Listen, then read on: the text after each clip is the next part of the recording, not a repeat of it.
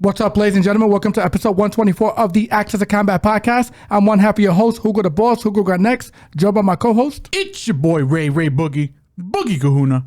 On today's episode, we got no UFC cards, no boxing of significance, but what we do have is a special episode where we're going to go a little off the cuff here, and we're going to break down some UFC rankings and kind of give our general thoughts on how we feel about the current state of the division, working title. But before we get into any of that, my brother, please tell them what the deal is. Like, comment, subscribe, follow Facebook, Twitter, Instagram, and TikTok. If you haven't already, what are you waiting for? Please don't forget to like, comment, subscribe, and hit the notification bell to stay up to date. And for all of our audio listeners, Spotify, Apple, Google Podcast, you already know. We're going to be kicking off our end of year rankings discussion, and we're going to be starting with the women's strawweight division. So going from 15 all the way to the champ, we have at 15, Alexa Theanara, 14, Angela Hill, 13, Denise Gome, 12, Fatima, 11, Amanda Ribas, number 10, Jillian Roberson, 9, Jessica Andrade, 8, Tabitha Ricci,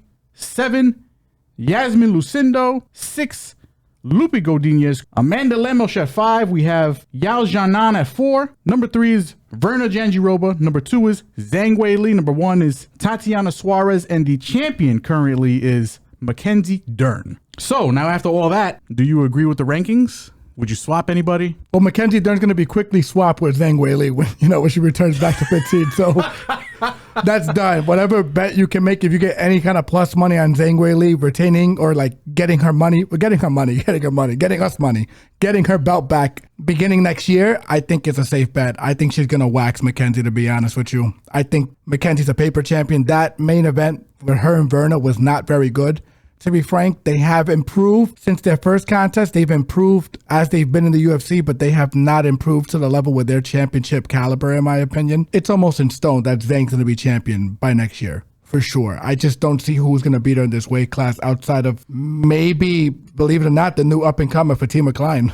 Like, that's a girl that I would say by the end of the year, she's going to be top 5 at a bare minimum. She might even be higher if she's active. Angela Hill is going to get swapped with Theanara. I think Angela Hill is... Unfortunately, we love her on this podcast, but she's older now. Theanara is a freak athlete, good pressure fighter, good volume, like very fun, does everything well. To be frank, like a good wrestler is probably going to expose her, but she can grapple, so it is interesting. But outside of that, I think the ranking system looks decently accurate. I would say maybe Jessica Andrade is going to fall a little bit more, but she's kind of just been putting mitts on girls lately too, especially when she has a full camp. So I think outside of those couple of adjustments, I think that's where I'm at with this division. Who do I think is not on this list maybe next year? Probably Angela Hill, if I had to take a guess. Unfortunately, yes. Unfortunately.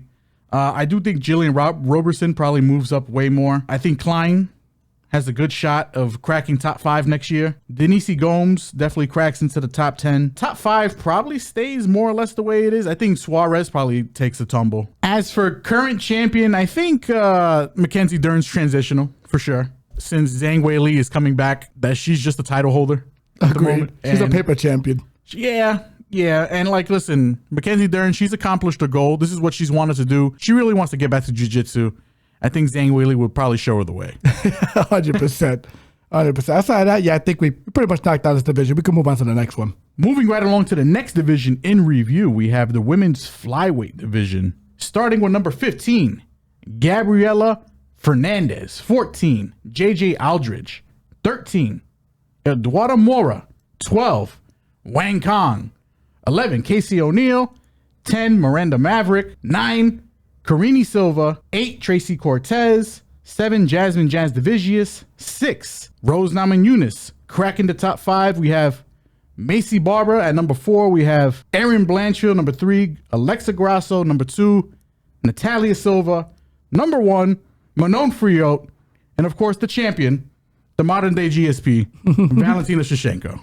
Yeah, she's just a controlled grappler at this point. So, throwing it right back to you. What do you think? I agree with you. Yeah, I think Natalia Silva is going to probably win the belt next year. I think she's probably the only girl in this division that could give Valentina any kind of trouble. Maybe Macy Barber low key, but we don't even know if Macy's fighting anymore.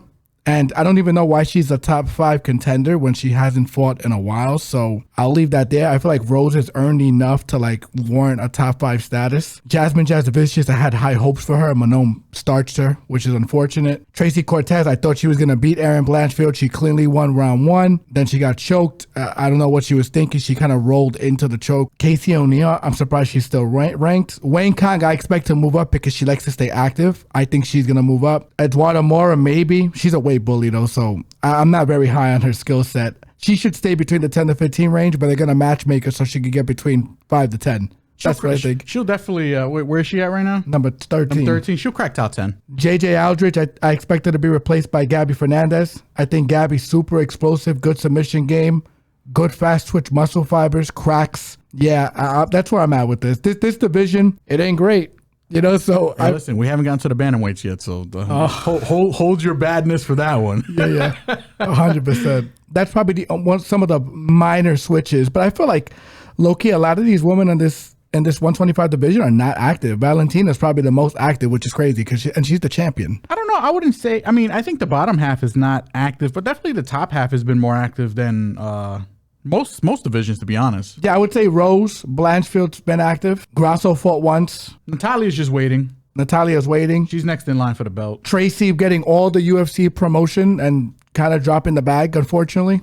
You know, I like her too. I picked her to win. I thought the line was insane on her last fight. She was saying at like plus 240, which I thought was absurd. And by the way, she won the first round. So like what we saw was not off base, right? So I think Tracy could probably get back on the horse. She beat Jasmine J, which is why I'm surprised she's ranked below Jasmine J. She beat Jasmine. Yeah, that's kind of interesting. I mean, I don't know where she was ranked previously to this, but I mean, after losing her last fight, they just dropped her down a whole bunch. Yeah, Macy. So maybe just swap that one. Macy because of activity. I want to see if Miranda Maverick's going to make any improvements. But outside of that, I think this division, outside of who's holding the belt, is going to stay pretty much the same. I don't see a lot of these people getting to Manon. And I tell you what, if Natalia Silva doesn't get it done against Valentina Shevchenko, I will once again be going back to the well to bet Manon against Valentina. Because if she doesn't break her nose in round 1 in that fight, I think she probably wins that fight. That fight was razor close despite her being handicapped throughout most of the contest. So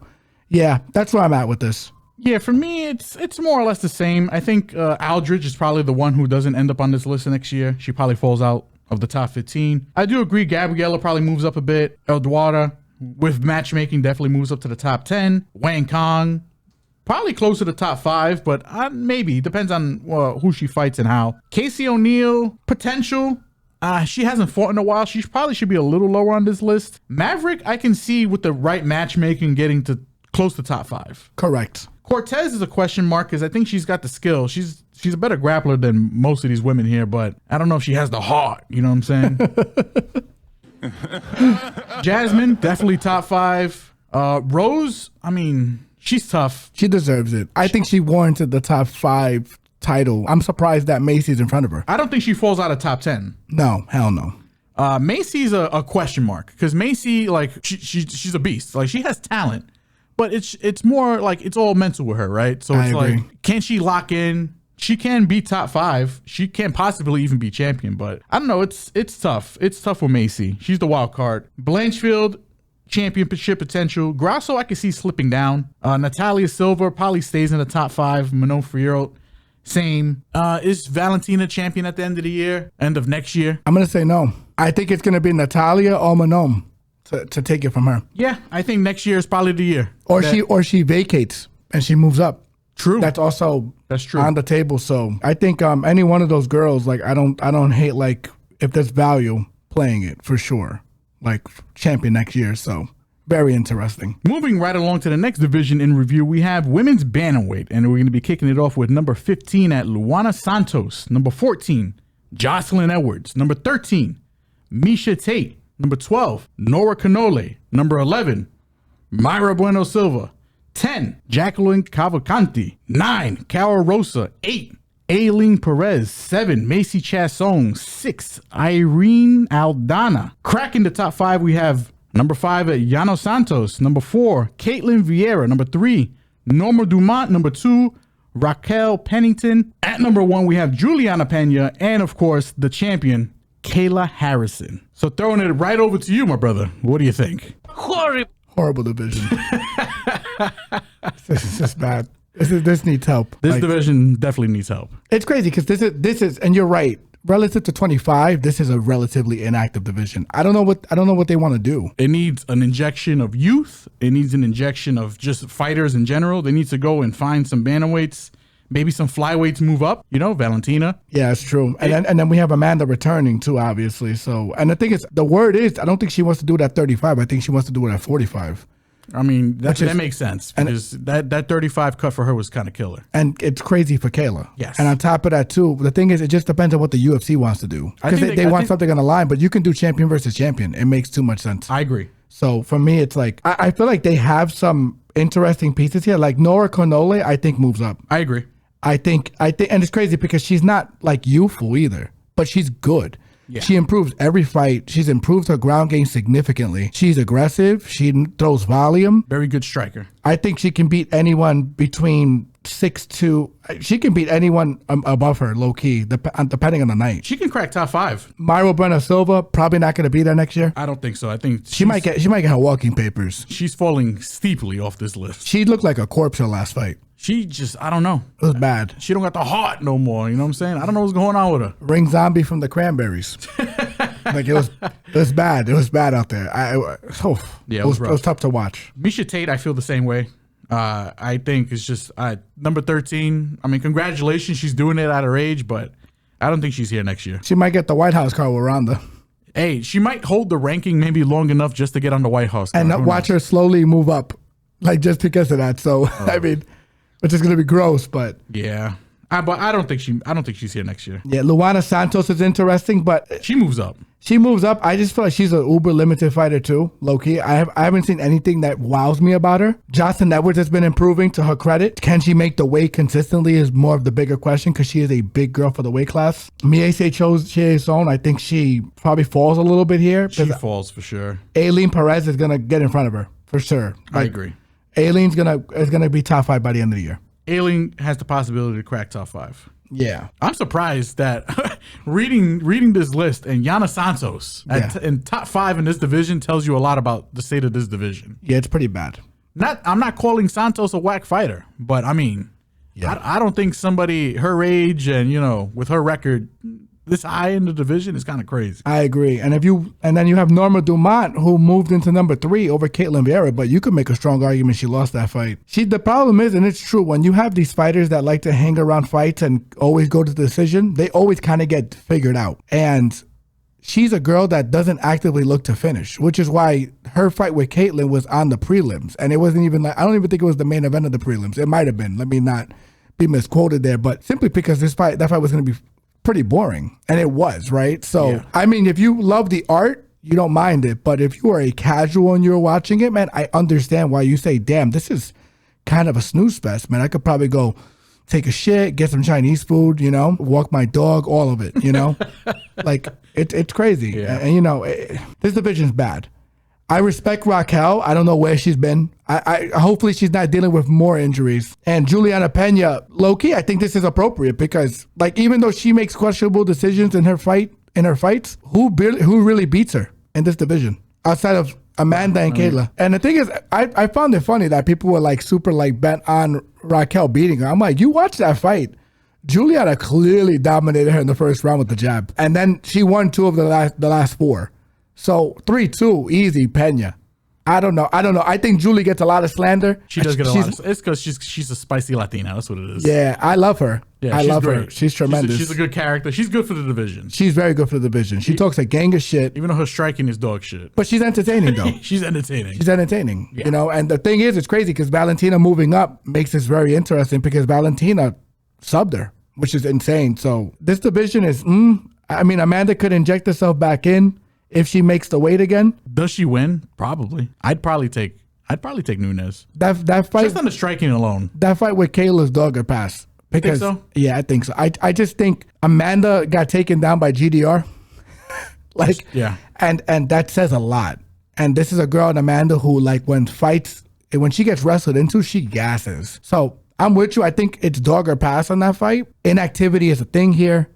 Kayla's going to be the naturally bigger girl, naturally stronger girl, naturally more athletic girl, going to have the wrestling edge. I agree with you. I think the striking is one thing, but this is a girl in Kayla Harrison who fought Larissa Pacheco. Damn, you gave my that was my surprise. That was my dark horse going to come into that division. I'm not gonna lie to you. Is she released? I mean, I don't think she's with the PFL right now. Oh yeah, I think she comes in, she makes some noise in this division. absolutely. If she can make the weight. She's gonna sleep a couple of these girls, ladies and gentlemen. For just the UFC fans who have never seen her fight, dude, this girl has legitimate power. She can grapple. She's big because she's fought as high as 45, 55 rather. I feel like she's going to inject some life in this division if she becomes available to the UFC and she actually signs. And entertaining. She's not boring. She goes in there to either kill or be killed. 100%. She's a nice dark horse. But you want the real, I think she can beat Amanda. She beat Kayla and the last time they fought. And I think she can beat Amanda too, low key. Like, I think that's not out of the realm of possibility. Yeah, no, and I agree. And I mean, honestly, does Kayla even stick around after next year, regardless? Like, does she continue fighting? Who knows? I mean, the weight cut just might be too much for her at the same time. I agree. But that's why I tell you that there's rumors that she's going to fight her at 45. But regardless, we could definitely move on from this division. This division's all time bad right now. It's very top heavy, and that's it, to be frank. So moving right along to the next division in question, division in review, is the men's flyweight division. Starting with number 15, Rafael Estevam. 14, Joseph Morales. 13, Bruno Silva. 12, Charles Johnson. 11, Tagir Ulanbekov. 10, Steve Erceg. 9, Tim Elliott. 8, Asul Amabayev. 7, Alex Perez. 6, Manel Kopp. 5, Tatsuro Taira. 4, Amir Albazi. 3, Brendan Royval. 2, Brendan Moreno. Number 1, Joshua Van. And the current champion, Alexandra Pantoja. So this division's a little, again, we're doing this towards the end of the year, but there are still 2 more cards left. The only man, well, one of 2 guys who still need to defend Alexandra Pantoja is fighting Joshua Van. So with that in mind, what are your thoughts on this division? I think Pantoja's going to beat Van. So, like, let's just put that out there. I'll lay that front and center. I think the wrestling is going to be way too much. This is a guy who is uber strong, like surprisingly strong according to a lot of his opponents. And he's probably one of the best back takers in MMA history, to be frank. Kai Kara France is also not on this list, ladies and gentlemen. Just so you guys know, he actually said he wanted to take time away to address some personal problems that he had, but he didn't want to be, he's not off the UFC roster. He just asked to be off the rankings. Taking a short hiatus, yeah. To give respect to the rest of the fighters. And with that said, this guy, Rafael Estevam, at the bottom of this list, fraud. He's a fraud. He should be thrown in jail for committing fraud.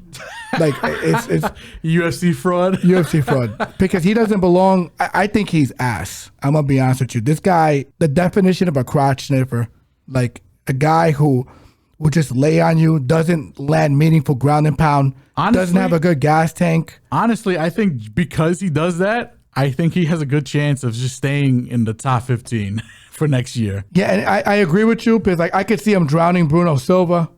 Yeah, Charles Johnson's dumbass. I mean, maybe not Charles Johnson. It depends if Charles Johnson comes in locked. Which one shows up, right? To Bruno, I agree. I don't see Bruno sticking around in the rank.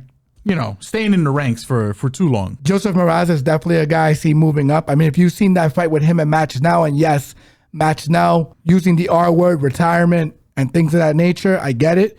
But if you've seen how he floated him and then pretty much had the crucifix and made him make the decision to walk into the guillotine, I mean, guys, to do that to Match Now, who can grapple his ass off, is impressive shit. Like, I don't give a shit what part of his career he's in. That was impressive. I agree. And he can definitely dominate a lot of these guys with the wrestling, and his striking is significantly improved since his first stint in the UFC.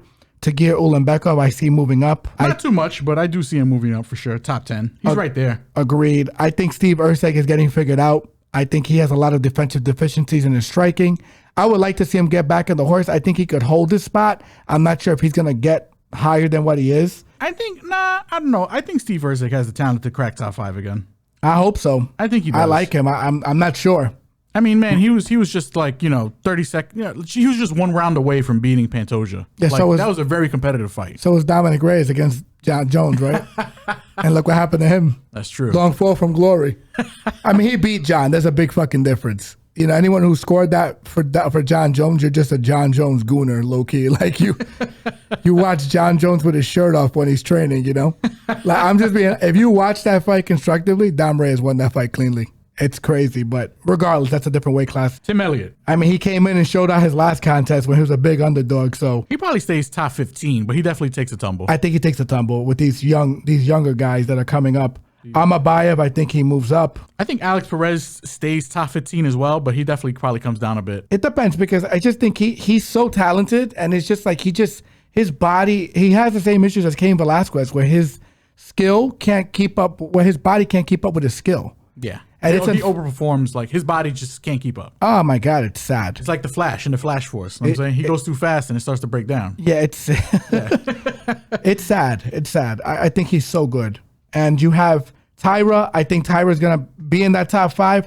I think he'll contend for a belt this year because Pantoja's running out of people to beat up, quite frankly. So yeah, he's definitely next in line next year for sure. Yeah, that's an interesting fight because of the grappling. But I've seen Tyra lose grappling positions to Brendan Raw Dog Royval. So it just depends because Pantoja, he knows the time is limited. He's a very good champion. He's a very good fighter, but he is getting older. And in flyweight, this is a fast-moving division, fast-paced division, an explosive division. It's not a division for the old. It's not a division for the weak. Agreed. And I mean, listen, what's keeping him alive is that he walks out to many men from 50 Cent. And he keeps that in mind, that these boys, you know, wish death upon him. He don't cry no more. He don't look to the sky no more. Have mercy on me. Have mercy on my soul. So where my heart turned cold. Yeah, you know, so I think speaking of cold-hearted motherfuckers, Manel Kape. Yeah, he's interesting too. And I think he should have been fought for the belt. And I think the Manel Kape that fought him a couple of years ago, this is not the same guy. This guy is a good athlete. His striking is elite. Another guy who's been hampered with injuries. And then just missing weight. Yeah. And then, you know, like, he got to control that shit. Yeah, he got to get out of his own way, man. But this guy should be fighting for a belt. But to be frank, he might just wait long enough where the division runs out of guys that from Pantoja whipping so much ass, and he's next, you know? So I'm curious to see what Manel Kape's line is for winning the belt next year. Because if it's a fat number, I get it. He's probably the favorite here. For me, it's a toss-up between him and Tyra. I agree. I actually do believe in Tyra a lot. I do too. I think Tyra can give him very interesting grappling exchanges. I just think he might get beat up a little bit with the wrestling. Honestly, I don't even hate Joshua Van. I just think it's a little too much too soon. I think he still needs to work on his grappling a little more, but the kid's got the striking. Yeah, and the thing is, too, you've seen it with like Kara France in the last contest with Pantoja. A guy who worked significantly on his wrestling defense, and Pantoja just said, "Fuck you." There's levels, and you've seen the levels in that fight. I rooted for Kai. I think his striking is very good. It's just he's a little small for the division, unfortunately, and he's going against like someone like Pantoja, who's big for the division and strong as shit for the division. So I feel bad for him, man. I think that's why he wanted to take the hiatus. I think he's actually having questions about what his MMA future is. It took him a while to get to the belt just because he wasn't, I guess, the most marketable guy, unfortunately, which sucks. I think this is Pantoja. It's between Pantoja, Tyra, and Manel Kape. At this point, that's the foot race, in my opinion. I'm curious to see who has a juicy line. I mean, outside of that, what are your thoughts on the rest of the top 5? I think Albazi personally he's down. He's done. I think after that back surgery, I haven't seen anything meaningful or good from him, and it's sad because I don't. You know, you train your ass off, and sometimes these injuries, man, like, they take years to come out of, and then you fall out of your prime age-wise. The rest of your body kind of gives out. And then sometimes, like, these surgeries finish you. But, like, the dude had, like, spine surgery. And when you hear that in MMA, man, it's terrifying. Unless it's like Yoel Romero, like, who had fusion done to his neck, and he still moves like a cat. You know, so at this lower weight class, when you have spine surgery, it's a heartbreak. I feel for him because I thought he lost to Kai. I thought he got the a nice decision win over Kai. Like a nice decision robbery, rather, over Kai. You don't want to see people go out like that, to be frank. So Brendan Moreno's interesting, but he's fought Pantoja 3 times. He needs turnover to get another shot. I think he's on the decline as well. I don't think he stays top 5. He stays top 10, but I think he moves down a bit. I think Royval probably stays within the top 5. Another guy who's lost multiple times to Pantoja. They're gonna try and feed those guys to guys that can get up on them. just so they can get Pantoja into striking distance with contenders. So, and Pantoja has made it very clear he wants no part of Merab. So, and with that said, I think we could move on to the next division. Next division in question, men's bantamweight. Starting with number 15, Marcus McGee, 14. Kyler Phillips, 13. Vinicius Oliveira, 12. Rob Font, 11. Dave Martinez, 10. Henry Cejudo, 9. Mario Batista, 8. Marlon Vera, 7. Eamon Zahabi, 6. Davison Figueiredo, 5. Song Yadong, 4. Corey Sandhagen, 3. Peter Yan, 2. Sean O'Malley, 1. Umar Nurmagomedov, and the current champion, Merab Davishvili. Now, like the previous division, there's 2 more, fight cards left in the year. Merab is the main event on the last pay-per-view of the year. So he's going to be fighting, who is he fighting? Peter Yan. With that in mind, what are your thoughts? Merab retains. I just think he's a monster, man. I think this guy is legit. It's interesting because he might move up next year to fight Volk. And that's where like the value comes in and it's interesting, right? So Umar's a nice plug because I think he's probably the only guy in this division that I can assuredly say has a chance against Merab.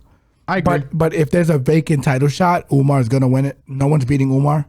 Even though I have questions about how legitimate he is, I just think he has that one ace in the hole with his wrestling and his controlled grappling where even when he's bad in certain other areas, he can just kind of get away from it because a lot of these guys can't deal with his wrestling. So honestly, for me, I mean, I agree with you. I think Merab probably, unless he vacates same time next year and still, I'll give you a name. Mario Batista. Yeah. Remember the name. He's a good fighter, man. I think he cracks top 5. I think he probably gives Merab probably one of his tougher fights.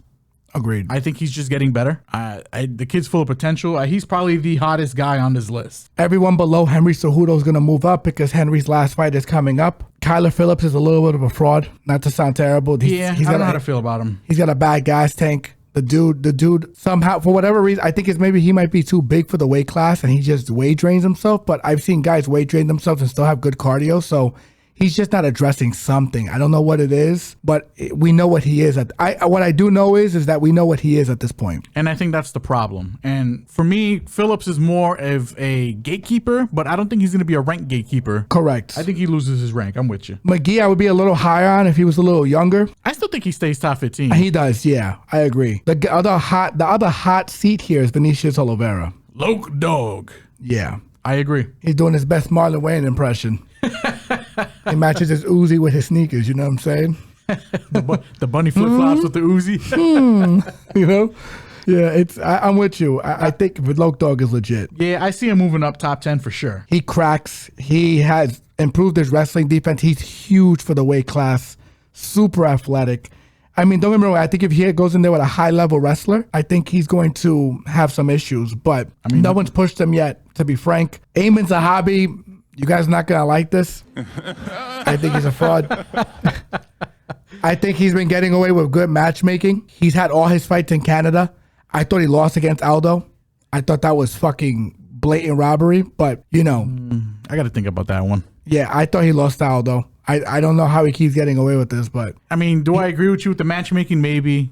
Does he deserve his current ranking? He might be a little too high, but I think he's definitely a ranked contender for sure. Yeah, for sure. He's a smart fighter. He knows his weakness. He knows how to fight around his weakness. I like Zahabi. I'm not too down on him like you are. Yeah, you know what's interesting? What happened to Montel Jackson, man? What happened to Montel Jackson? You're right. Where is Montel? Was Montel ranked? He had to be, right? I mean, Figgy beat him and he disappeared. That's crazy, actually. And put some respect on Figgy's name. This dude he's a beast, man. Figgy is interesting, to be frank, but I just think his size is going to inhibit him. If he fights O'Malley, I think he beats O'Malley. I think Figgy cracks top 5. Yeah, back into it, yeah. I really think he does. Song Yadong is also super interesting because he's big for the weight class and he has decently good wrestling, takedown defense. Him and Merab is a good fight. He's a big puncher. Good cardio too, man. He's interesting too. I would say Loke Dog, Yadong, and Umar are like the guys to watch out for in this division in terms of like guys that I think can contend for the title and comfortably win it away. No one's comfortable against Merab. So I feel like Merab is probably going to lose this belt when he vacates it, when he moves up to fight Volk. I feel like that's going to happen next year. Yeah, I don't disagree. It's O'Malley, he falls. I don't think O'Malley stays in the top 5. I mean, listen, it depends. The UFC's really been doing this guy all the favors they can to try to keep him as relevant as they can. Like not that he's a bad fighter. He's just got no grappling. Yeah, he can't wrestle. He can't wrestle with these guys. I mean, they've done him so many favors. I thought he lost the Peter Yan fight when they fought. Yeah, he did. Which, I mean, it was close. I can't completely knock the kid. He did land his strikes. He did land some significant shots, but sorry, I thought he lost that fight. I did. And he got gifted the decision. He got dog walked by Merab twice. Dog walked. And, you know, he's not beating Umar. He's just not, guys. Like, that's a reality we need to let go of. He's better off just probably contending with Peter Yan if Peter Yan loses this fight. And then he's probably going to lose that fight too, by my estimate, because I think Peter Yan's just a better fighter than him. I'm sorry, man. O'Malley's slipping out of top 5. And Corey Sandhagen drowns him with the wrestling. Yeah, Corey stays top 5, but does Corey get another shot at Merab? Maybe he does. I think he probably gets a rematch with Umar, or he gets if someone meme knockouts Merab, he gets that guy. So we'll see what happens. Corey's in a weird place because the UFC is not really trying to push him, and he didn't do himself any favors in that last fight. I thought he could have gotten up a lot more. I thought there was pockets for him to throw more, and to throw into second gear at least, right? You know, and he just did not get out of it, man. I mean, listen, I don't want to be in there talking about fighters when they get demoralized by Merab, but I'm just calling it like I see it, man. Yeah, like, that's what Merab does, you know. Yeah, to demoralize it. I'm just calling it like I see it. But I think it's Merab still or vacate. I think that's what's gonna happen. I think that's how he loses his belt next year. Moving right along to the men's featherweight division. Starting at number 15, we have Giga Chikadze, 14, David Onama, 13, Dan Ige, 12, Patricio Pitbull, 11, Zhong Silva, 10, Josh Emmett, 9, Brian Ortega, 8. Steve Garcia, 7. Yusuf Zalal, 6. Arnold Allen. Cracking the top 5, we have Aljamain Sterling, 4. Lerone Murphy, 3. Yair Rodriguez, 2. Diego Lopes, and number 1, we have Mosar Evloev, with the champion being Alexander the Great. Alexander Volkanovski. I'm just going to throw it out there. I don't think Volk is champion next year. I just think Father Time is there. I agree. Now, I'm going to ask you, who's the champion? Good question. Merab. Ooh. How crazy is that? Spicy. How crazy is that? It's either going to be Merab or it's going to be Yusuf Zalal. Interesting. Yusuf Zalal. Yeah. I was not expecting that one. I think there's a place in time when we need to put these childish things aside. And we need to realize like that the new brand of MMA gen, the new MMA gen is coming. Zalal is the new MMA gen. And if you look at who he's lost to killers in his first stint. Now he's just steamrolling guys. I mean, the way he stopped Emmett was like, no one does that to Josh Emmett. Nobody. I don't give a shit how old he is. Yeah. The dude can wrestle. And he got his back, took him, and did whatever he wanted to him. So for me, I just feel like Yusuf is probably the only guy I would feel very comfortable. Volk has a very questionable chin, so there's always that factor. Merab might be a little too small, but I feel like the pace he would put on Volk. Yeah, Islam couldn't get him down, but when you're dealing with these guys who have lower centers of gravity, it takes another guy who has a lower center of gravity to kind of get them in bad positions. Also, Merab, his game plan is a little different from, Islam's. Like, Islam wants to take you down. Merab just wants to wear on you. Correct. He don't mind that you keep getting up because his job is to keep putting you down. He just wants to make you fucking sweat in there. And here's the thing too. The other point to that, Merab's gonna have the speed advantage by far in that fight. And I think his striking's underrated. I'm gonna be honest with you. He knows how to get in and out. He's very light on his feet. And I just think that the threat of the wrestling is absurd. I mean, that's such an interesting fight with him and Volk. Volk in his prime, no, I think Volk smokes him. But Volk now in the twilight of his career, I think it's either Merab or Yusuf. I don't see Arnold Allen beating him because it's going to be a striking affair. And I don't think Arnold has the physicality. Aljo's predominantly a backpacker, can't spam the wrestling as much as you like him to. Lerone Murphy is going to try and fight off his back foot on this guy or walk forward. And it's like, this is a guy you're trying to play chess with. And I think Volk is just a better chess player. Yeah, Lerone did look impressive, though, in his last fight against Pico. I mean, well, Pico walked into an elbow, and Pico was winning all the wrestling exchanges before that. You're not wrong. So yeah, he did. It was a good finish. It was a good finish. He's probably gonna get him next. I don't think Lerone has the tools. I'm just being honest. But I mean, that's just me. Yair's a fraud. I don't even know why he's top 5 anymore. We need to see Diego Yair. Yeah, we need to stop fucking around. Stop teasing that fight. We need to see Yair signed the fucking paper because I think the UFC was, to their credit, was trying to get that fight done. Yair was like, nah, I'm only fighting for a belt. That's some hoe ass shit. Like, and don't get me wrong, if you like earned it, I'm with you, big dog. But bro, you didn't earn shit. Yeah, he really didn't. You beat Pitbull, a 40-year-old Pitbull who I think in his prime smashes you, but. You know, that's a different story. Credit to you for taking that fight, but for you to go and make the demand of a title shot after beating 40-year-old Pitbull, oh, brother, it's a little bit of a reach. Slow down. Yes. Slow down.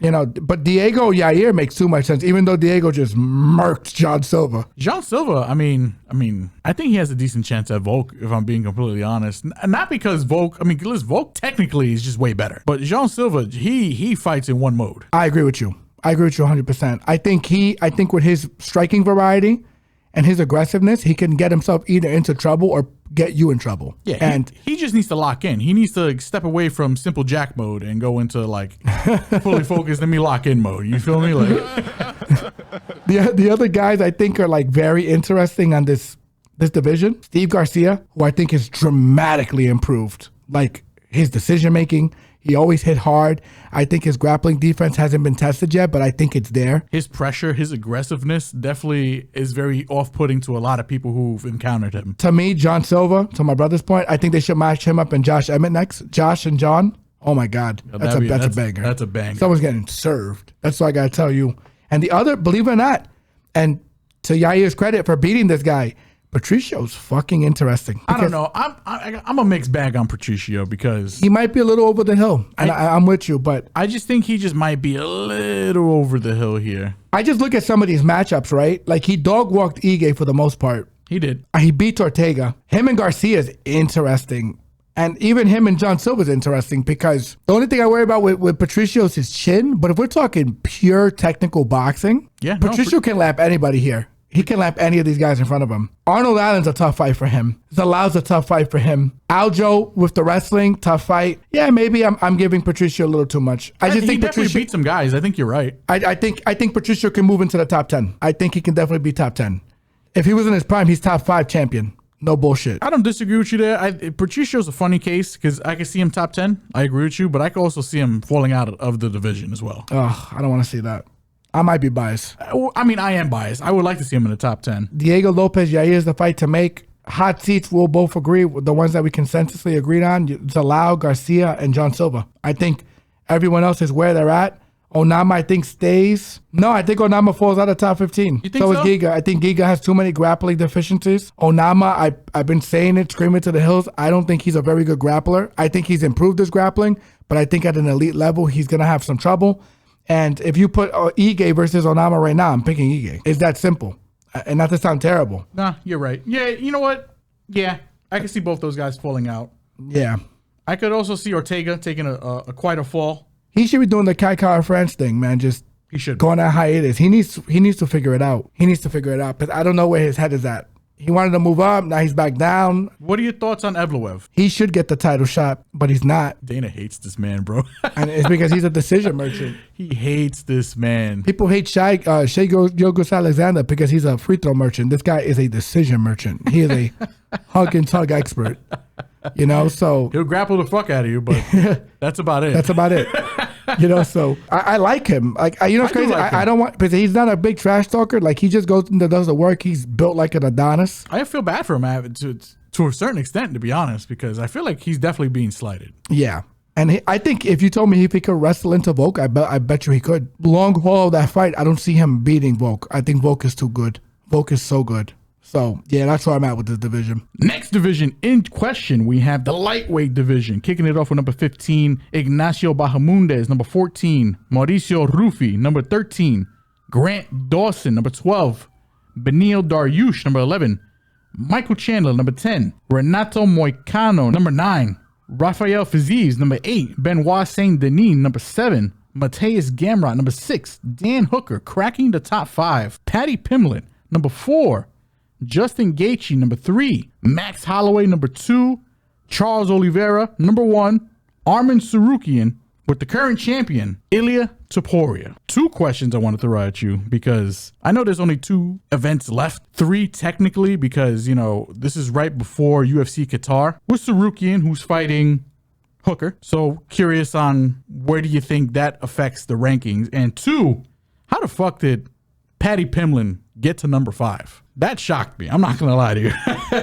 Looking at that, I mean, when's the last time this man has fought? And I swear he was like number 10 or 11 a couple months ago. Well, he beat the shit out of Michael Chandler, to be fair. Okay. He stopped him, too. Chandler, who's number 11. Well, was not at that point. He was higher ranked at that point. I mean, he was. Yeah, I don't know. I don't like... How do you get there? I don't like Patty being in front of Dan. I think that's crazy. Gamrot, I understand. Gamrot's a fraud, bro. I've been saying this since day one. All the, other podcasts that have been on this guy's nutsack. He's Polish. His Polish nutsack. I get it, bro. We get it. He can fucking grapple and wrestle, but that's all he can do. He's not going to hurt anybody. I mean, listen, they got him conveniently in front of Gamrot, conveniently in front of Benoit Saint-Denis, conveniently in front of Fiziev. Fiziev. I don't know how to pronounce his name. I apologize. Paddy Pimblett, that's crazy. He's a Sean O'Malley duplicate who they're trying to push to the stars right now. And they're trying to make that Ilia fight make sense, right? So if you listen to our last podcast, we both consensuously agree that Arman Sarukian is going to be able to figure out Dan Hooker.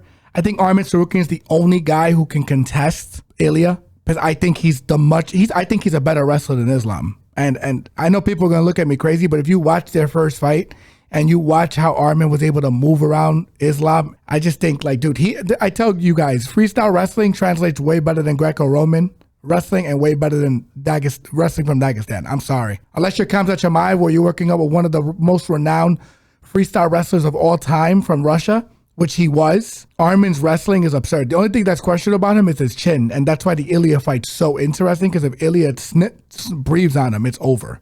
So what you're saying is Ilia by KO? He probably knocks him out. He probably does. It's going to be a good fight. I'm really looking forward to that fight if they decide to go that way, but I don't know if that's going to be Topuria's next challenger. And hear me out, and I don't think this is a hot take, but I've been saying this to the cows come home. Put some respect on Max Holloway, ladies and gentlemen, because if you're asking me prime for prime, I think Max beats Ilia. But a lot of you guys don't want to hear that. Because if you watch that first fight, the way he was tooling up his legs, the way he was working behind the jab, using his size, pause. You're going to get the Topuria contingency a little angry. Nah, I mean, I'm a huge Topuria fan. Yeah. I love it, Amador, but it's I'm just being real. Like, there's a path to beating Ilia.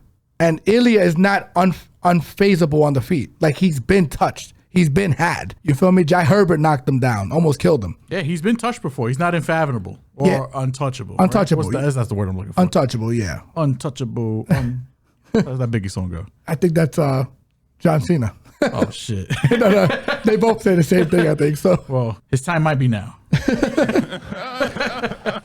And they got Ilia lined up to fight Gaethje. That's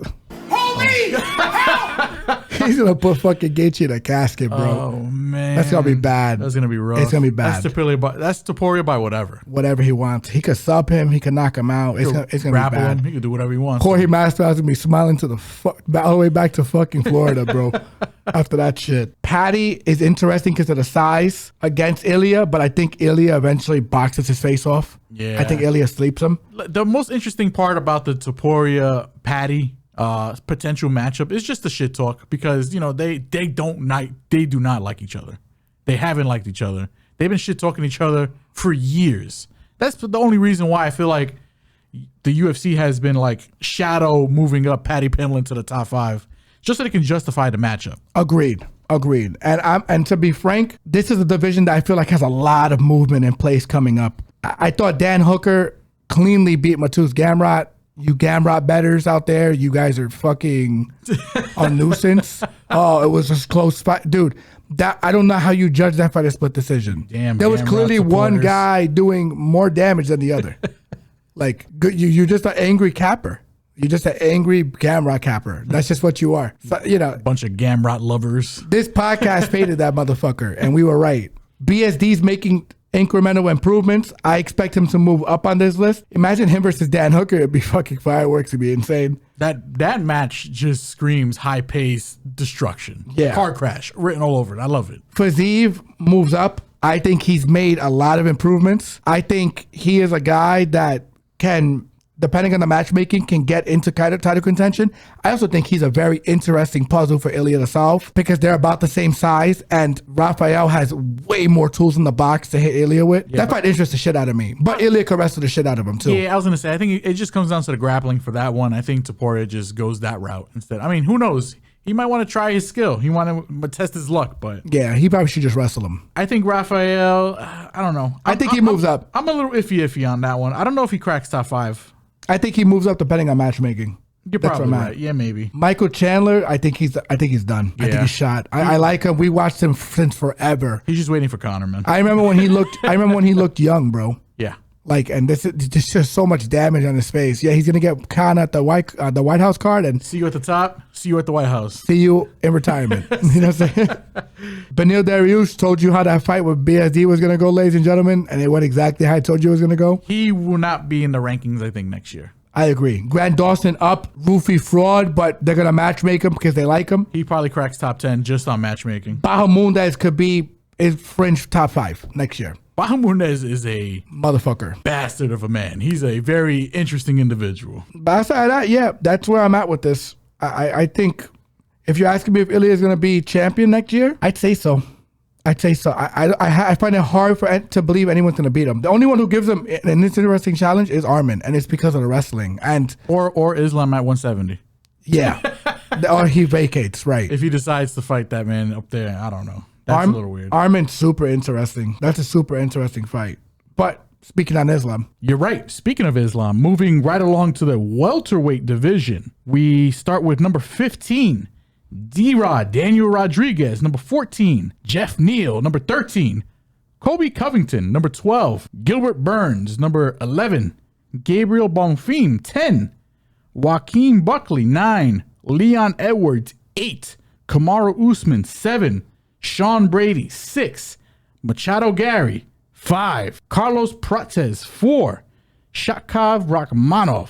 3, Michael Morales. 2, Bilal Muhammad. Number 1, 3-name Jack Della Maddalena, and the current champion, the most recent champion, Islam Makhachev. This division is absurd. It's fun. Probably the best division in MMA. I'd say maybe lightweight is, but it's close. This for the big boys. I'm really digging what's going on in welterweight. So this division is super interesting. There's a definitely a youth injection in this one. The young are rising, the old are falling. Yes, you can see the trends everywhere. They're trying to set up rumored Kamaru and Kamaru Usman and Islam. I think that's a bad fight for Usman. I'm gonna be honest with you. It's terrible. I don't like it because Usman hasn't been active. And I just feel like Islam, if Leon could take Usman's back the way he did, Islam is going to get to that spot. That matchup, if they make it, it'd be gross. It kind of just feels like a put me over fight, like WWE. Yeah, like I just want the name for my resume kind of fight. You know what I'm saying? They both are managed under the same manager. Correct. It's kind of it's a little messed up that, you know, one guy's being set up to feed the other guy. Don't like that. Yeah. He wouldn't be my manager for long. That's all I'm saying. I don't know. I don't like that matchup at all. I mean, I don't think Usman minds it because he gets a direct line to the title shot. Of course, he gets it, but like, yeah, he's got to know that the money is on Islam to win this fight. Of course, the fights to see in this division: Islam and Gary, Islam and Shavkat. Give me all that because I'm gonna be honest with you. I don't like Gary. I don't think a lot of people like Gary. Yeah, I mean, listen, for me, Shavkat arguably should be the number 1 contender here, but he's been moving down because of inactivity, because of injury. So I get where he's at right now, number 4. He's the boogeyman of the division. He was the boogeyman until Islam came. So we got 2 boogeymen technically in the division, but Shavkat's always been the guy. I think Shavkat's a bad matchup for Islam. And I tell you guys this, like this training stories with him in the gym with his wrestling. Shavkat, spooky shit. He's taken down world champions. He's worked them. Usman worked with him, kind of gave him his flowers, knows what it is. I don't even think Usman was like looking in his general direction to fight him because I think he understands the task at hand with Shavkat. He makes a lot of striking errors, like on the feet, like he just stands on the center line and gets cracked. But I think if he just tightens that up a little bit, I feel like, dude, this is a guy that Islam is not going to be able to take down easily. A guy who I don't think he outstrikes him. I think they can match each other in the striking. I think they can. I'd probably give the edge to Shavkat a bit. It's like when you have two guys with close to the same skill, it's the bigger guy who wins. Yeah. And this is a big guy. The wrestling is definitely going to be interesting. I'm more interested in the wrestling, what that looks like. Yeah, I don't see Islam being able to hold him down for 5 rounds. I'm sorry. I just don't. That fight interests the shit out of me. Gary, I think he can get wrestled by Islam, but I think Gary will be better suited to implement JDM's game plan, which was to move around and commit to a lot of movement, to not let Islam settle, which he did not do successfully. I think Gary will be able to implement that a little better. And he'd probably be able to implement using jiu-jitsu to get up a little more as well. I agree. He'd be able to, maneuver his... I don't really see him being, like, settling on his back. I agree. And I think he's just got a high fight IQ. I can't stand the fucker, but you got to give him his due, man. Like, he made Shavkat look semi-human. And, I mean, he still lost, and he's hanging his hat on, yeah, I made him look semi-human. He ducked Sean Brady, by the way. So I put that out there. I don't even fuck with Sean Brady, but you ducked him. You ducked him. You gotta have a little more respect for Sean Brady, right? Yeah, no. Huge, just a little more. Yo, dude, I never thought you were going to be a world champion. Respectfully. The disrespect, but respectfully. But huge nuts for taking on Mike Morales, bro. Like, you didn't have to take that fight. On a short camp, yeah. Nah. You didn't have to take that fight. My brother loves you. I think he's a lot higher in you than I am, but I am. I never saw it with you, respectfully. Like, but huge nuts for taking on Mike, who I thought was like the second or third worst matchup for you in the division.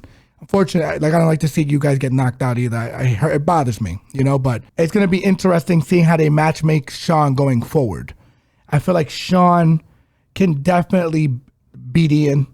Oh, I think Sean fucking chews Prates, bro. He cannot wrestle for dog shit. Yeah, but I don't think it's kind of weird because it's like who gets this title shot next? It's very interesting because you got Mike Morales, who's undefeated. You also got Prates, who's hot. Hot right now. Mike is not ready. I don't give a shit with anyone who understands like fundamental striking. I kind of agree with you. He throws wide. He's a fucking freak athlete, but I just feel like he's not ready for that level of competition, man. He hasn't been groomed properly to take on someone like Islam, who doesn't make fucking mistakes. So is it just Shavkat and Ian Gary? I like Shavkat. Probably the two toughest fights for Islam in this division. I agree. And Joaquin Buckley, if Joaquin Buckley can shore up his takedown defense, he fell off the face of the map after the Usman fight. I hope he's been just doing wrestling camps because he's a guy with the physicality that he has that can give Usman a lot of trouble.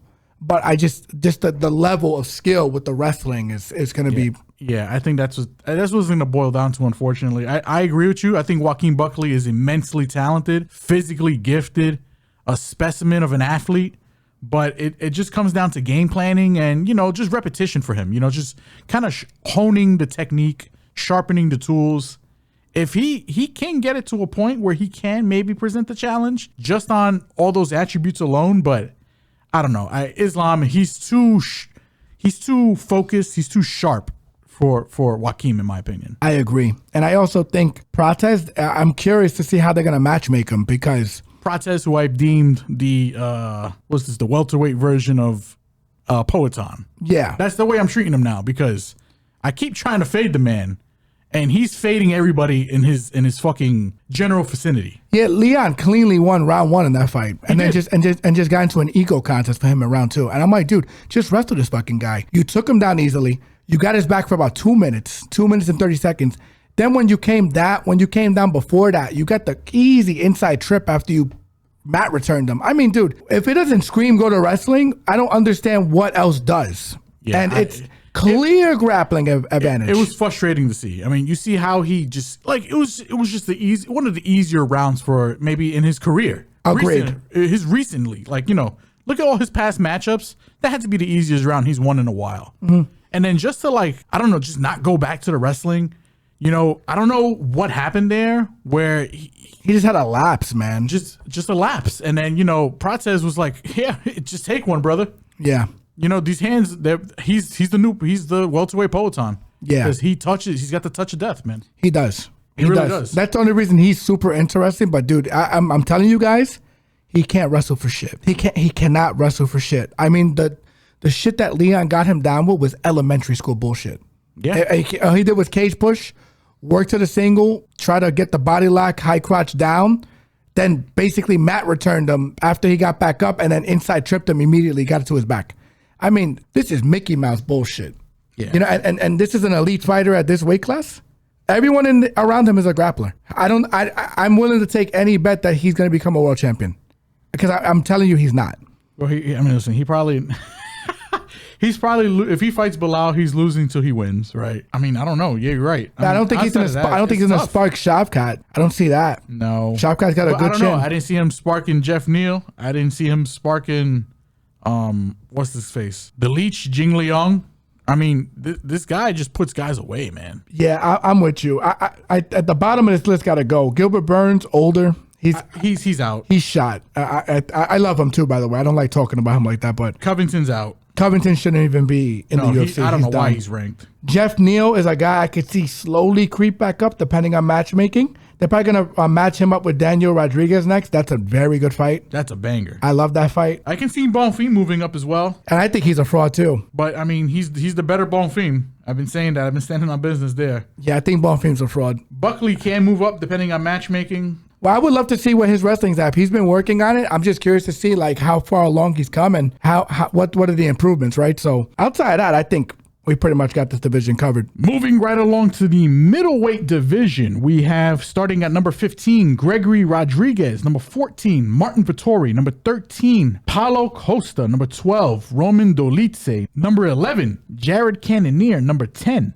Michael Venom Page. Number 9, Robert Whitaker. Number 8, Renier de Ritter. Number 7, Kyle Brohalio. Number 6, Israel Adesanya. Number 5, Brandon Allen. Number 4, Anthony Hernandez. Number 3, Sean Strickland. Number 2, Nasruddin Imavov. Number 1, Dricus Duplessis. And the current champion, Khamzat Chimaev. What are your thoughts on this one? Dricus Duplessis never going to get the belt as long as Khamzat's up there. I think the level of grappling was basically on display in that fight and how like seas of difference in terms of the technical skill. As I mentioned, I think Khamzat was under the tutelage of one of the greatest Russian wrestlers ever. Some consider him the greatest freestyle wrestler ever. And you can see it like in his wrestling, like the reps he's getting. He's a stud wrestler, man. He's a beast. I don't know. I might have to disagree there. I feel like in a rematch, I don't know. I mean, I don't know what's next for Chimaev, but I think if in a rematch, give Duplessis some time. He's a smart fighter. I think he knows what he did wrong in that fight. Everything. Which is pretty much everything, I guess, right? I can see him making some adjustments. And, I mean, Chimaev is just going to fight the way Chimaev fights. So, I don't know. I don't want to give up on Duplessis here. I don't think he's out of reach. Yeah, I think he is. I think he is. I think the skill level's vast. And the thing is, he's big, yeah, but he has to show up every line of defense. He has to show up his first line defense for wrestling, his second line, and Khamzat will push it there because he's a very good chain wrestler, knows how to dip into a single leg, get to the back, and then go for the output set outside leg while he's going for your back. He's a beast, man. It's just, there's levels, baby. I get it. There's levels. Imavov is going to get tossed by Chimaev as well. Strickland, all talk, no play. Definitely gets tossed by Chimaev. No, you know what? That fight's interesting just because I think Strickland will accept getting wrestled and make him work. He's one of the more interesting fights in the division. I don't know. He can't get out of his way, though. The thing is, if Chimaev fights the way he fought against Duplessis, it's over. Where it's very risk adverse, where it's very safe. Yeah. It don't matter how much Sean Strickland wants to make him work. Thing is, no one really. I think he just lays on him and just beats him up on the ground. No one's really tested Sean's grappling, and by word of mouth, his grappling is legit. I think he's taken down. I'm sure he gets taken down, but I think he's gonna make him work. I think Duplessis just has a better chance. Not there. I'm higher on Duplessis than anybody here. Styles make matchups, and no, you're not. Anthony Hernandez, you're higher on. That's true. Anthony Hernandez is a guy I'm very high on. That matchup would be fucking sick. I'm curious to see his line, like on what he could be for champion, but I think he can break Chimaev. I really do. I think his grappling, I think his pace, he talks a gang of shit in there. I mean, he's just soft to the body, but listen, this is a guy in Chimaev who doesn't throw kicks to the body. He just doesn't, right? So for me, I think it's Fluffy and then everybody else. Brendan Allen's an interesting matchup, depending on which Brendan Allen comes in that night. Yeah, if All In is locked in, then he's a beast. I agree. He's a beast. I think those are the most interesting matches in the division. Calbrahayo got exposed. I think he moves up depending on matchmaking. I think Israel Adesanya is retired. I think he's done. Yeah, I don't like. First of all, I don't like Izzy's chances against Chimaev. No. And then I just don't like Izzy's chances in staying. I mean, he's not a top 5. I don't think he cracks top 5 again, to be honest. I think it's a smooth sailing for Israel. Sun's getting low, real bit. Sun's getting real low, big guy. Yeah. So RDR got exposed this last fight, but I also think there is some belief that he was overtraining and he took too many fights within a 12-month span. I'll give him a pass. MVP doesn't belong in this division. He's been getting ducked at 70. He should be ranked at 70, ladies and gentlemen. I think he is that good. He is big for the weight class. Doesn't get hurt on the floor a lot, but like with the striking, him and Prates is a monster matchup. Yes. I love everything about that matchup. Yeah. But I heard, from what I heard, Prates don't want to sign the paper. There's a reason for that. And this is a guy, an MVP, who me and my brother both thought he beat Ian Gary. Not Prates. MVP is just such a unique individual when it comes to matchmaking because his style just makes people look bad. He's so good. He's hard to hit. He's very quick with his in and outs. His style is just tremendous to watch. But obviously, you know how to get to him, right? I mean, he's not going to beat Chimaev. No. He knows that too. He's not going to beat Islam. And he's not beating Islam either. I'm being completely honest. Should he? I think he should. Yeah, you're right. He should be ranked in welterweight. I don't know why he's ranked this high in middleweight. Because he beat Cannonier. I mean, yeah, but which is an impressive win. And Cannonier on the downslope. Does he have a better chance in moving up higher in this division or in the welterweight division? Where does he find more success? Here.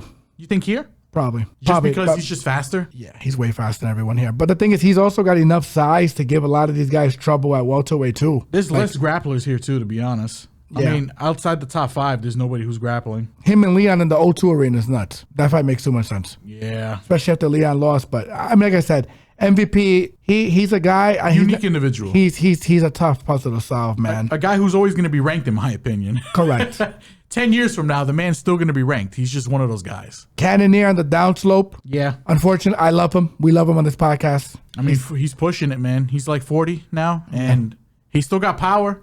But, again, the chin's starting to go a bit on him. The lead say Fluffy probably took his soul. I believe that. I think Fluffy took his soul. Delise definitely comes down a bit. I don't see who he's beating above him. Paulo Costa, I think if he fights the way he did his last fight, I think he's an interesting puzzle to solve. Costa's an enigma wrapped in a question and a riddle. The guy's weird. You don't know. It depends. You don't know what you're getting. It all boils down to matchmaking for him as well. He's Secret Santa too. You don't know what you're getting. Yeah. You just don't. You really don't know. Paulo and Gregory Rodriguez is a fucking banger. Oh my God. And I'm happy that Gregory is finally ranked. He deserves it. He deserves it. And I think he can make some noise, to be honest. I think he beats Vittori. I think he could beat Costa. I think he beats Roman, too. He beats the shit out of Roman. Let's keep it a buck. Cannonier, that was a 50-50 fight the last time they fought. Cannonier was able to get the best out of him. I think this version of Gregory, the one that's making a little more calculated, I think probably gets it done on an older Cannonier. They're probably not going to rematch him. MVP's a tough fight for him. But you want the real? Gregory wrestles the shit out of him. Yeah. He is a guy that has underrated wrestling. And if he gets on top of you, good fucking luck. Not the best matchup for Michael Venom Page. I think he beats up RDR too. Yeah, RDR he's one of these guys where it's again, matchmaking. I wasn't high on him when he first came in. He shut me up a little bit, but then his last performance was what? He quit on the stool, man. He quit, man. And it's and it's not the first time he's quit. It's not the first time he's done that kind of shit. He did that shit in KSW as well. I've been cashing out on some underrated stats. I'll be completely honest. And you want the real hot take? I thought Rob Whittaker beat him, but yeah, you've been on that. But you don't want to hear me. You've been on that one. If you watch that fight, it was close. Don't get me wrong, but who landed the more damaging shit? I don't know. I thought it was Rob. I thought Rob did the better work. And I think, they want to just move the division along. But yeah, I mean, dude, it's going to be a tough puzzle to solve for Chimaev. I think the only guys that can really give him an interesting fight are Fluffy and Brendan. Everyone else, Gregory's interesting too, but I think Gregory just gets drowned by the wrestling. He does. He's not. Gregory's good enough to be ranked. I can see him cracking top 10, but I don't think he goes beyond that. Imavov's going to have a hard time with this motherfucker's wrestling. Kyle Brahalio is interesting too, but you want the real? I think he's a little bit overrated too. Kyle is more of a game planning thing with him because I feel like he's got the jiu-jitsu. His striking's okay. He's got the physicality. He's got a lot of tools to work with to become a champion in this division, but it's the game planning. I don't know, just wanting to stand up, not go to wrestling, not go to the jiu-jitsu more. Like, go play to your strengths. And correct. I feel like in his fights, he just doesn't do that. And that's the reason why I think it's going to prevent him from being the champion. Yeah, I'm with you there. I think Khamzat's going to be a terror. And I think they're trying to purposely keep him away from Fluffy and Brendan. Fluffy particularly. I think Fluffy's a bad matchup for him. Is it Ant still next year? Is it still Chimaev champion? Depending on matchmaking, yes. Depending on matchmaking. That's where I'm at with it. It's the particular matchmaking, the fight, it gets real interesting. Moving right along to the light heavyweight division. Kicking it off with number 15, Zhang Mingyang. 14, Alonzo Menifield. 13, Nikita Krylov. 12, Johnny Walker. 11, Bogdan Guskov. 10, Alexander Rakic. 9, Volkan Oezdemir. 8, Dominic Reyes. 7, Azamat Mirzakhanov. 6, Jamal Hill. 5, Jan Blachowicz. 4, Khalil Rountree Jr.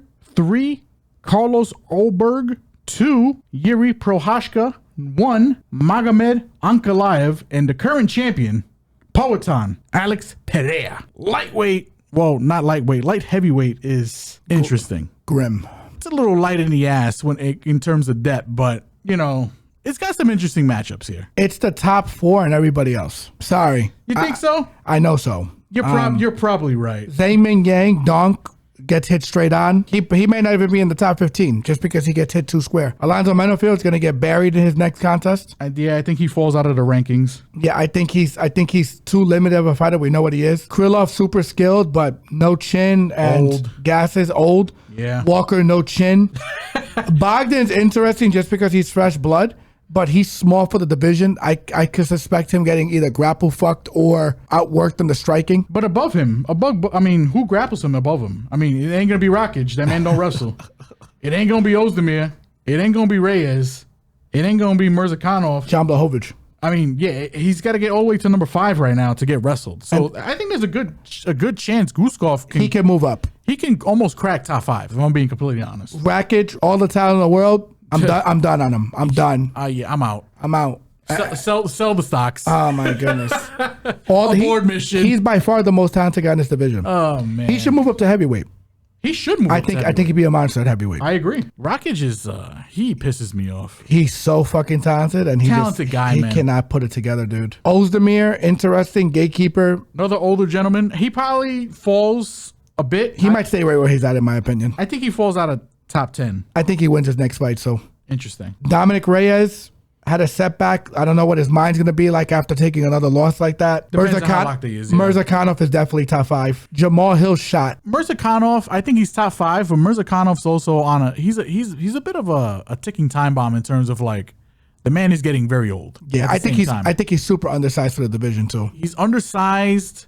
He's older. He's talented and he's got that one hitter. But Mirzakhanov, I'm a little weird about. He can crack top 5, but I can also see him sliding right back down to like 12. Yes, he's interesting. Jamal Hill shot, and he's not going to be fighting for a while. Recently getting surgery. Jamal Hill is shot. Dude, I think people don't understand the extent of an Achilles tear. He has not looked the same since that fight. People thought it was crazy for fading him against Khalil. And that was an ass whooping. And I knew that was going to happen because Jamal's flat-footed, man. He's always been flat-footed. Jamal is like perfectly ranked because I think he can handle, maybe outside of Mirzakhanov, but he can handle everybody below him. And I don't think he can handle anybody above him. Agreed. So he's going to be right in the middle of the pack. He falls down maybe a slot or two, but I think he's still a contender. He can beat Blachowicz too, just because Blachowicz is like 46. Like, he could, I can see. Blachowicz wrestles him though. What's gonna happen? You know what I'm saying? Right. I don't know. Khalil Rountree's gonna be there, but Khalil Rountree's not beating Jiri. He's not beating Powhatan. He's not beating Ankalaev.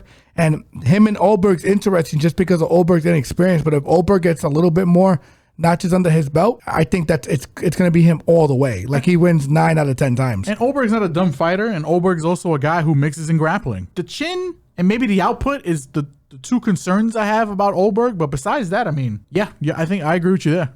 Yeah, Carlos is not beating Jiri. He's not beating Ankalaev, in my opinion, and he's not beating Powhatan because all Olberg is Dollar Tree fucking style bender, just bigger. And they come from the same camp. Less output. He has way less experience than style bender, less output. It's a tough fight for him against Pereira. And I'm gonna be honest with you, Ankalaev, for you dummies who got after me on Twitter the other day when I said that Jerry smokes Ankalaev before the Pereira fight started, you're welcome. You're welcome. Talk that. I think Jerry puts him in a fucking body bag. Get him. I think we need to start understanding how good Alex Pereira is, because he's the only guy I think that can comfortably beat Jerry in this division. I mean, remember, he's just a bad matchup. Remember, Ankalaev was the boogeyman. Ankalaev was the guy who was like, yeah, Pereira's on a run. Pereira's on a run until he gets wrestled by Ankalaev, until he fights Ankalaev. First fight didn't get wrestled for shit. Second fight got, chased down and exposed. Got walked down. He walked them down to hell and killed them all, boy. Beat the shit out of him. He beat his ass. For the dummies that are saying, and by the way, this you're depending on a guy in Ankalaev who does not go to his wrestling. Yeah. As much as you want him to. I'm sorry, man. He's a fucking dunk. Okay, he's kind of dumb. And he's been, again, credit to Poatan. He's been improving his takedown defense, his sprawling. I mean, who has the best shot here? It has to be. Who has the best shot here? It has to be Ankalaev, just stylistically, but I don't know that anymore, man. Does Dana even give him another sniff? Probably not. Nope. Yeah. Because Dana doesn't fuck with him. And the thing is, too, it's a situation, too. Khalil's not beating him. I don't think Carlos is beating. Carlos could beat him probably just because of speed and youth, but I don't see it. I'm sorry, I don't see it. Yeah, for Ankalaev, it's going to be one of those back to the line things. You got to get at least 2 or 3 more. I think. They're going to feed him to Jerry, and Jerry's going to beat the brakes off of it. And they're going to make it a 5-round fight where Ankalaev's going to be backing up for 5 rounds, and Jerry's just going to figure him out and turn into 3rd or 5th round Jerry and beat the brakes off of him. Honestly, you want the spice. UFC doesn't really do too many cross-promotional things, The last time they did, they got rid of Demetrius Johnson and got back Ben Askren. Yes. Askren, right? I think they should trade Ankalaev to the PFL and get back Dakota Tcheva. They're not doing that trade. They will be voiding that trade. They decline. But they should try that. They should try. Because Dakota Tcheva, in my opinion, and I know a lot of the UFC homers that listen to this podcast are probably going to disagree, she's the best 125 on the planet. You could make an argument if she moved up to 35, she'd be a problem because she's big. That's currently one of the, I guess, quote-unquote dream fights, like Dakota, Valentina. Like in my veins. It's a great fight. It's a great fight. And you want the real? You telling me if Dakota Tcheva fought Juliana Pena, she doesn't beat her? Come on, man. Also, that's number 1 contender. Ankalaev probably gets sucked off. He probably gets praised in the PFL, boy. He would be their greatest champion, on God. He's a good fighter, but it's just he's not the most entertaining fighter. And I'm gonna be honest with you, I think Jerry's gonna break him down, bro. I hope Jerry opens up at dog money in that fight.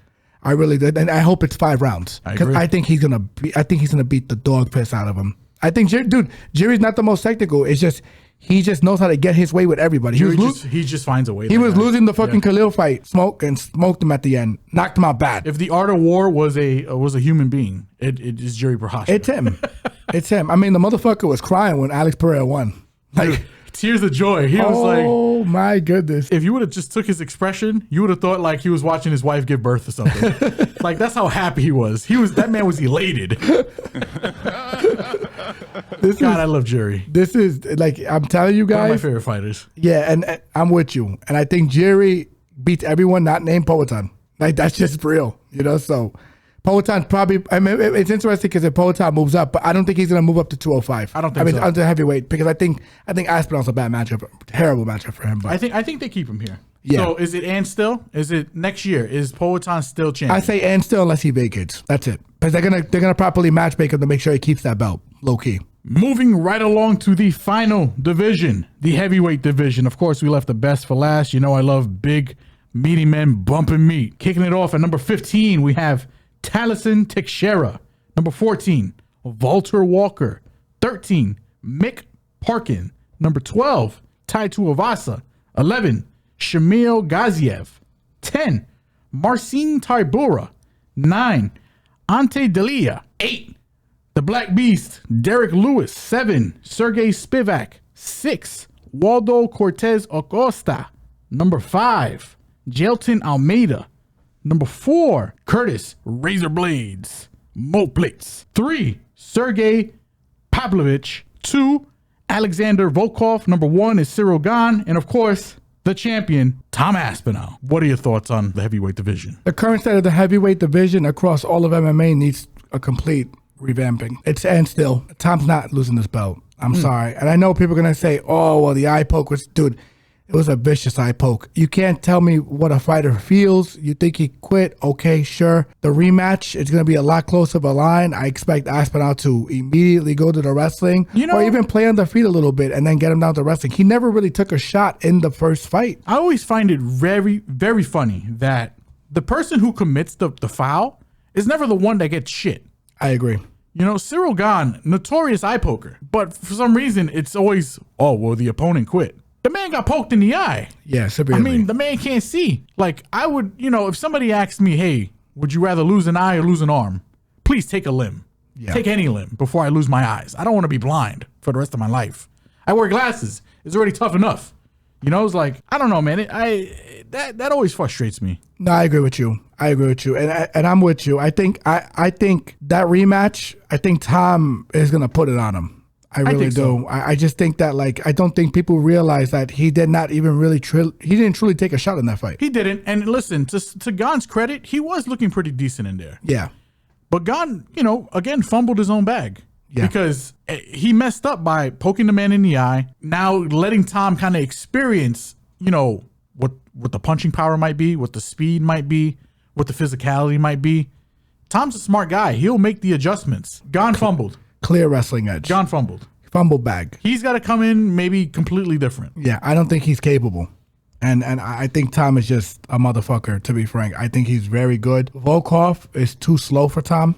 He got straight armbarred the first time they fought. I expect a lot of the same this second fight, and I think Tom can get him down pretty easily. And credit to Volkov. Volkov, the man gets constantly disrespected. Yeah, we've made so much money on Volkov on this podcast. I love personally. Oh, man. Always putting a little money on Dog Money Volkov because it's always disrespectful. Look, they keep trying to fade the man, but come on. The guy's improved. I see him staying top 5. And by the way, look how Volkov was able to get Cyril Gane down in their last fight and how easily he was able to get him down.